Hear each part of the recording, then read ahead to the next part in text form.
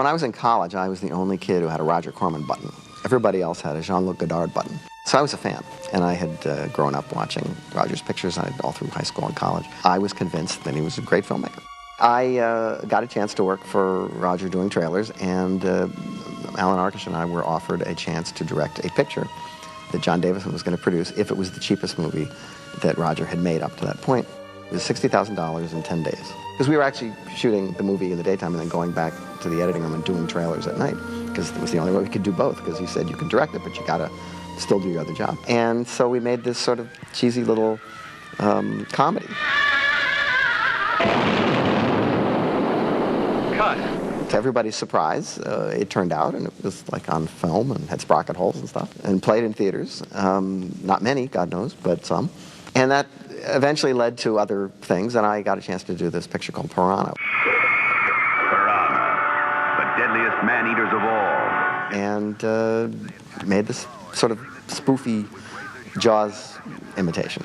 It wasn't spoofy because we thought ill of it. It was spoofy because we knew we couldn't afford to make the kind of movie that was going to really compete with a movie like Jaws. And so we kind of made a parody of 50s science fiction movies with piranhas in it. They were unleashed into America's waterways to churn quiet streams into rivers of living death. And that picture was pretty successful.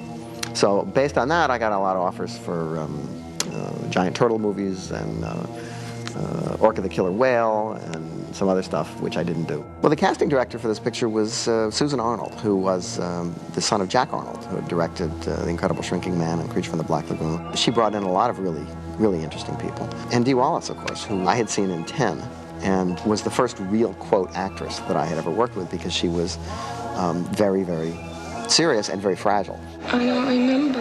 And I think I was hired for the part because I am so vulnerable, and most of the stuff is like that far underneath the surface, you know.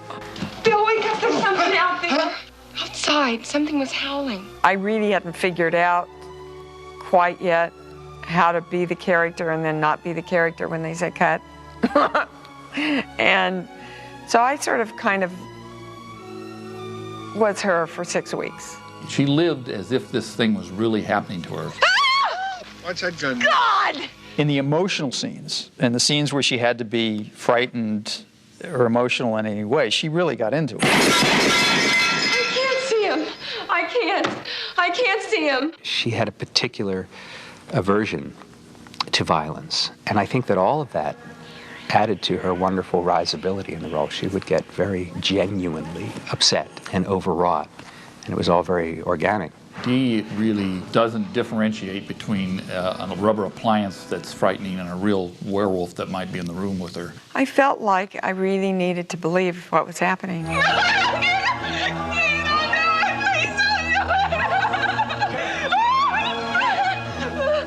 You have to screw around with your mind a lot, you know? You have to, and energy. It takes a huge amount of energy, at least the way I work, to cross that line where you're going, this is what I think I ought to do in this scene, and this is how I'm going to act it out. And go, okay, I'm just going to be there.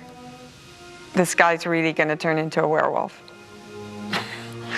And I'm going to believe it, and I'm going to live in the moment. And that's really going to happen. I know it sounds all dorky and weird and actory and dramatic and all that, but that's how I work. It would take a lot of time to bring her down from some of the emotional peaks that she would reach in the scenes, and I had never obviously encountered that kind of thing before. It was great for me. There was no difficulty to directing her because she did take direction. The only difficulty for me was that once she would get to a place, sometimes it would be hard for her to get away from that place. Once she had reached that emotional peak, it wasn't like, okay, now we're going to do a comedy scene. She would really still be there. Acting's personal in it. If we didn't want to open our hearts and show them to people, then we shouldn't be in this business. This is Karen's husband. Oh, you've got quite a brave young lady there, Mr. White. Neil. Bill Neal. They couldn't find anybody to play my husband. And Chris and I were engaged at the time. I said, but, you know, I knew if I'd said, you ought to read my fiance, that was going to be the first thing that they were going to not do. So I said, you know, I know this actor. Gosh, what's his name? Christopher something. Stone, Christopher Stone. He did absolutely fit what Dan Blatt was looking for. He went in and read, and he got the part on his own. And Dan called, I don't know, the next day, and I picked up the phone. He went, "Oh, Dee, I'm sorry. I was trying to get Christopher Stone. I guess I dialed the wrong number." And he said, "No, you dialed the right number." And there was this long pause, and he went, "Oh, you're not telling me this. You're not telling me that you guys..." I said, "Yeah, we're engaged." He said, "Oh, this is not good. This is not good. You will gang up on me on the set." I said, "We will not gang up on you on the set, and just think all you have to do is rent one trailer." No. You don't know what it's like. I don't want to know. I don't prepare a lot, and I don't like to rehearse a lot, and I don't like to know what I'm going to do before I do it.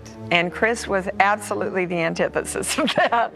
He knew what he was going to do. He wanted to plan out what he was going to. So, you know, in that respect, it was a little weird because we worked different ways. Are you wearing what I asked you to?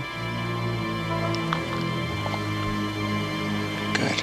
Bob Picardo was another discovery of Susan Arnold's. Just prior to this, I believe, he had been on Broadway playing Jack Lemmon's son in Tribute. He was the real thing. He was a legitimate. He was a stage actor. He was from New York, very well trained. And he had one other major characteristic, which was he was willing to sit still for Rob Bottin to cover him with latex and all that other stuff that he does for hours and days on end. I do remember one day being very glum, and I'm sitting in the hallway after my 6.5-hour makeup session, ready to shoot, looking very despondent, like, oh gosh, you know, trained at Yale, 2 leading roles on Broadway, my first movie in California, my face is melted off in a low-budget movie. The audition scene that we did was the scene in the booth. But you're different, Karen. I watch you on TV. Bob came in and did this reading with Susan playing the character, and that so creeped her out. I sat her in a chair, and I got behind her and would not let her turn her head and look at me, and I just came right over her shoulder. I'm gonna light up your whole body, Karen.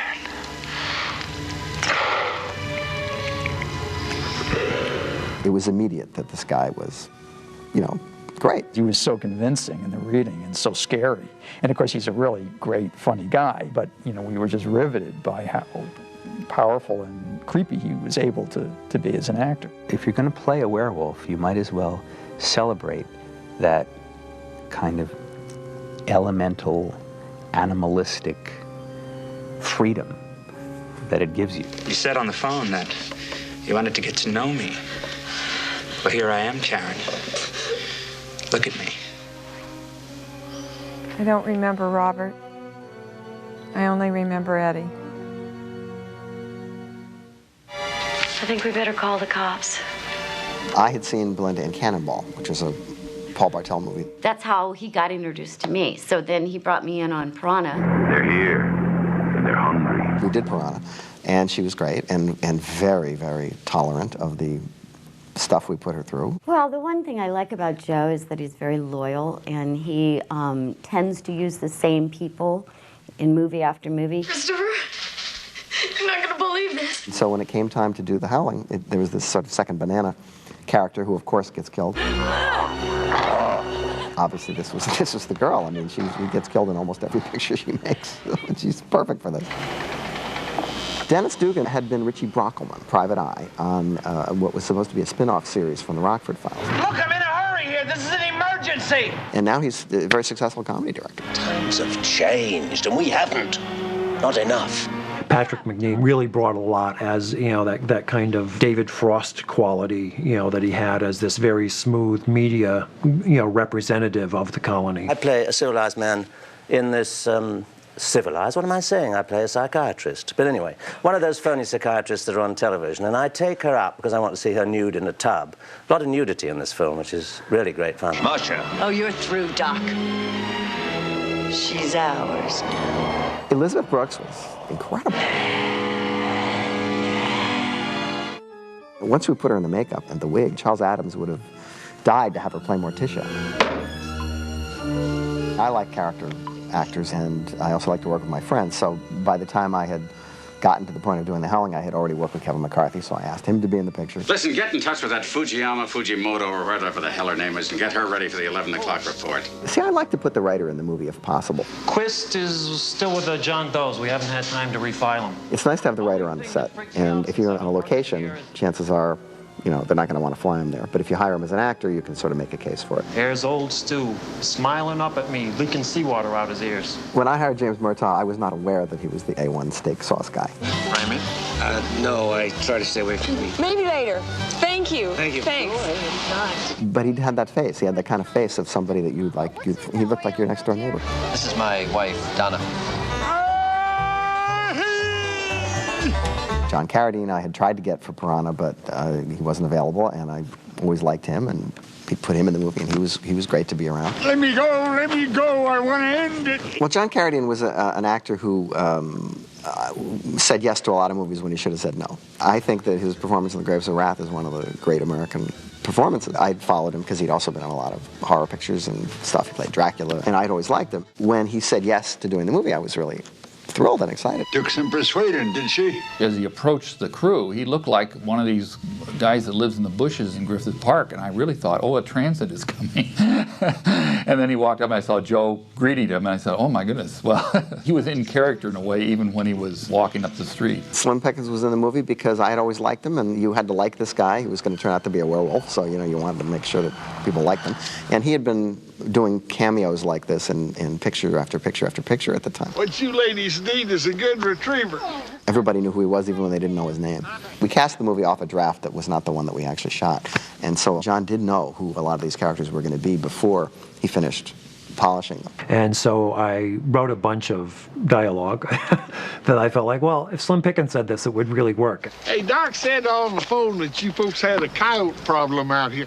Hey, you're famous, ain't you? And he accepted the role, and I guess he came and said, you know, boys, this dialogue fits me like a glove. We get them all. Sun worshippers, moon worshippers, Satanists. The Manson people used to hang around here and shoplift. The Howling got me a little pissed at first because he said, I got your day's work on the picture. I said, that's all there is? That's all there is? You don't fit in. You don't look like a werewolf. You don't look like, forget it. I said, all right, I'll take the day's work. And we got down there, and as it unfolded, it started to become my favorite part. And to this day, it is still my favorite part. With 150 pictures behind me, that is still a favorite part. I got chicken blood, I got dog embryos, I got black candles, I got wolf bane. Look at this. Silver bullets. Some joker ordered them. 3006. Never picked them up. I take Bank America, American Express, Visa. The name of the character that Dick plays in The Howling is Walter Paisley. Now, this was the name of a character he played in a picture called Bucket of Blood. Walter Paisley is born. Watching Roger's pictures when I was younger, he would appear. He was one of Roger's stock company. Take me away to some cool blue place. Gas me. I can't. I gotta go home. I once got a letter from someone in England. They wanted me to do a part for them, and I said no. And they said, can we use the name? Like I had it copywritten. Can we use the name, Walter Paisley? So I figured, oh, I'll take a shot. I said, no, I forbid it. And they didn't use it. When I did my first picture, the one thing that was important was writing a part for Dick Miller as a sleazy agent, which we did. You don't take a job unless you check with your agent. And he said, you play an agent, we'll call him Walter Paisley. I said, okay, fine. You want an Amazon girl and a giant python. Hold on a sec. Dick really just became and still is a good luck charm for Joe. Crazy fuck. Dick Miller is in all the movies that I do. I've only done one picture, one feature that Dick wasn't in, and it was because he got cut out. Oh, boy. Every time I read a script, it's like, you know, you read the script and you try to figure out what you want to do with it or if you want to do it, and then and there's that other nagging question, where's the part for Dick Miller? Because if there isn't one, well, how can I do this? So, you know, this rules out, you know, movies about Pashtuns and, you know, also just a lot of subject matter that I just can't face.